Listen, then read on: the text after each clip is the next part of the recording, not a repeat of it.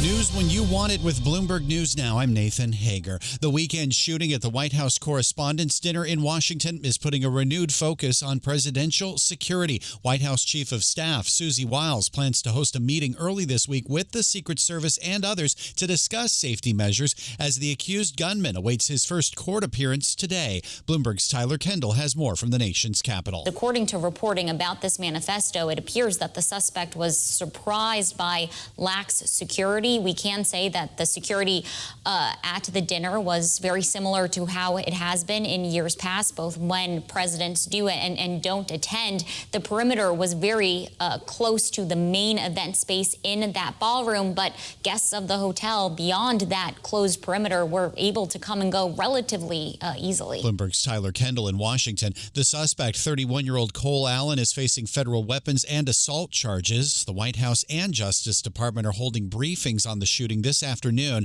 Check back with Bloomberg Radio for the very latest. Yet another high-profile event is due to kick off in just a few hours when the UK's King Charles and Queen Camilla arrive at the White House to start a 4-day state visit. Bloomberg's Michelle Hussein reports this was originally timed for America's 250th birthday. Since the visit was scheduled, there have been all these developing tensions over the war with Iran and the different US and UK government positions on the war. And then in the backdrop is also the association that the King's brother, the former Prince Andrew, had with the late financier Jeffrey Epstein, and the call from some members of Congress for the King and Queen to meet Epstein survivors while they are here in the United States. That's not going to happen. Bloomberg's Michelle Hussein in the nation's capital ahead of the state visit. Back in the UK, Prime Minister Keir Starmer is about to face a debate over whether he misled Parliament about Peter Mandelson's appointment as U.S. ambassador. That debate tomorrow comes days before local elections,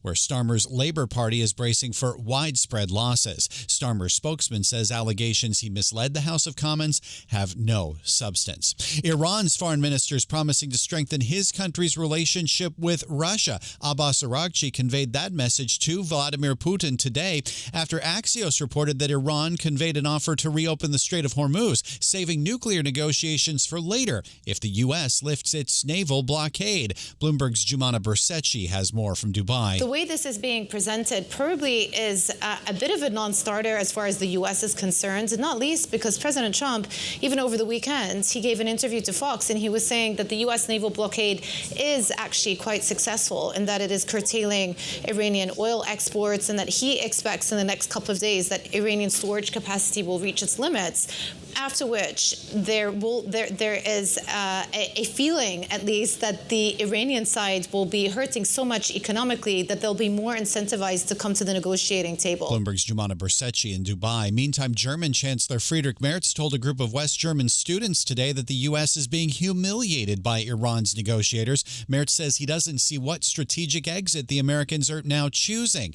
The German leader's unusually candid remarks could risk driving a further wedge into transatlantic relations. The hold on U.S.-Iran negotiations has a record stock rally, moving in reverse. Right now, the S&P 500 is lower by 0.2%. The Dow Jones Industrial Average and NASDAQ Composite are both 0.4% lower. 10-year Treasury yield is up about 3 basis points to 4.33%. And crude oil is surging once again, with West Texas Intermediate above $97 a barrel. That's a gain of nearly 3%. Brent is up 3.5%, trading right around $109. Microsoft shares are down 0.6%. The software giant's letting OpenAI out of its exclusivity deal with Microsoft Azure Cloud. Bloomberg's Brody Ford has more. This is meaningful for OpenAI because they're in a world where compute is constrained. They need as much as they can get, and they want to be able to distribute their products onto all the major platforms. Bloomberg's Brody Ford reports under the revised arrangement, Microsoft will no longer pay a revenue share on OpenAI products it sells in the cloud, but the ChatGPT maker will get to pursue deals with other cloud providers like Amazon. Those shares are down more than 1%. Bloomberg News has learned that billionaire Bill Ackman expects to raise about $5 billion when his closed-end fund and alternative asset management firm go public. Bloomberg's Bailey Lipschultz has more on the IPO of Pershing Square USA. Keep in mind, last week when they launched this process, they said they would raise $5 to $10 billion. So at the bottom of that range, and if you think back 2 years ago, Without the sweetener of the hedge fund, they wanted to raise $25 billion. That ultimately was pulled. So this has been a few years in the making, but it does seem like we'll cross that finish line tomorrow. Bloomberg's Bailey Lipschultz reports the deal is expected to stop taking orders at the close of today's trading.